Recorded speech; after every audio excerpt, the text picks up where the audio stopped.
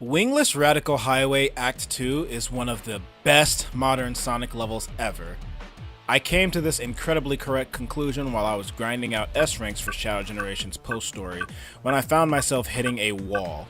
A wall that barred me from getting that sweet S rank by about 20 to 30 seconds, which is actually kind of a massive gap when you think about it. I spent hours replaying Radical Highway Act 2 trying to master it. If I found myself spending more than a few seconds than necessary on a particular section or obstacle, I would just trash and run, hit that restart button, hoping for a better go. You know, just to get pissed off when I had a great run and somehow fucked up and died at the double spinning gun robot part. Fuck these guys. In some instances, I'd let myself die to redo the checkpoint just so I could train myself and learn a particularly tricky section. And yet run after run netted me A ranks. I would think that I had a solid run, would pat myself on the back for the perfect run, only to be sobered that I'd missed the S rank by about 20 to 30 seconds and think how. So I'd run back in trying to optimize my paths as much as I could, hoping to shave some seconds. I'd tackle the flying wall sections aggressively, holding down the boost while I jump around the walls instead of hiding to the side from them. I'd save a tiny bit of boost I have left on this upside down portion just so I could speed past it. I'd even hold down the boost during the skydive section just so I could get to the rail as soon as possible, only going slow at the very start to aim. I'd even use the upward rotation of the spinning platform to reach these dash rings just to save off a few extra seconds during this Doom Giant portion. This in particular costed me a few runs, as the rotation of the bridge below were mostly consistent, but would sometimes be out of sync for my landing. I'd even skip the iconic steel beams loop to cut a few seconds. Despite employing all my amateur speedrun tactics, I still found myself unable to get the S rank. But then I realized I literally can't do this any faster. This has to be possible. I must be missing something. And sure enough, I was. Eventually I picked up on the fact that the black giants here would spit out a larva creature that you could Doom Blast up and away for a shortcut. Now I was doing this with regular Shadow, so whenever I did activate Doom Blast, I'd normally choose the lower route. But in some circumstances, choosing the higher route actually worked better despite the fact that I couldn't fly. This long tube section, while a bit sketch, is actually easily managed with Doom Spheres. I especially love that this Halo Elite looking black arms set you up for yet another Doom Blast shortcut. But what excited me was this little rail you see halfway through the tube section. See, my focus was always getting through this section as quickly as possible without dying. I never really noticed this rail hiding just out of sight at the end of the first tube. It was actually one of my close friends that told me about this secret rail and how important it was for skipping the whole tube section.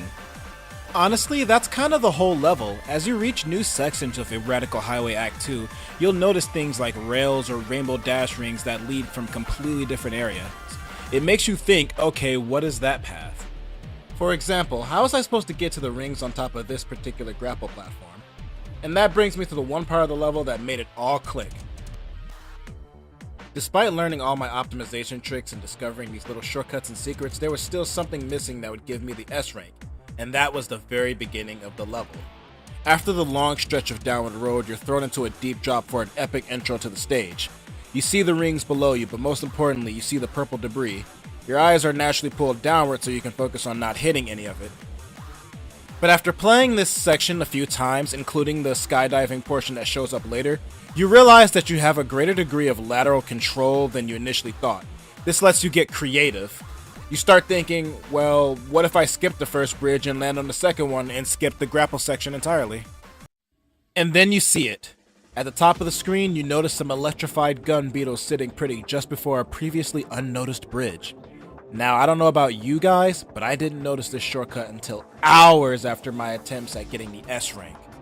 It was exciting discovering this one, because it meant that I got to see some parts of the level that I hadn't seen before. And considering how much I played the level to perfection before, this had to be the key to my S rank. And it was. See, this shortcut was important to me for the sake of boost.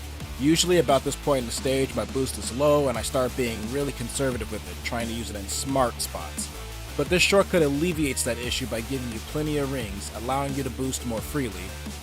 This shortcut is crucial for Wingless S rank, and I love it. I love that such an important aspect of stage mastery is hidden at the very beginning of the level. Granted, it isn't the most hidden secret ever, and you only need to look up to notice it, but some gamers don't be looking up. So I do wonder how long it took other players to notice the gun beetles chilling up there. The level itself flows together decently well. There are certainly moments where things slow down a bit, like during the Black Giant section, but it does feel like you're rewarded for finding these shortcuts by smoother pacing and flow. The 3D stages of Shadow Generations are all structured with flow in mind, as skillful play is rewarded with fast sections leading directly into more fast sections. What makes Radical Highway Act 2 stand out for me is that you are barred from using Chaos Control. And while Chaos Control is an intelligently used gimmick for all the earlier levels, it is just a gimmick. And while it feels really cool to platform through a time-frozen world, you'll start to notice key areas where the game wants you to use Chaos Control, which might condition players to save their gimmick until the right moment. Radical Highway Act 2 doesn't have that issue. It's just straight up platforming, reaction time, and discovery, and I love that. It helps that Radical Highway is the only Act 2 in the game that sticks with full 3D platforming. Honestly, phenomenal choice by Sonic Team. And that's why I like Radical Highway Act 2 and think it's one of the best Sonic levels ever. That's just my opinion though. Tell me what you think about the stage. Do you like other Shadow Generation stages more? Do you disagree with me entirely? I'd love to know. If you like the style of video, please let me know. I'd love to do more short video essay style videos so I can have excuse to yap about what I like. This was supposed to be done before 2024 ended, so I'm sorry for disappearing on y'all. I hope you enjoyed this regardless. Like the video if you liked it, and subscribe if you want to listen to me yap more. And have yourself a wonderful EonNite. Peace.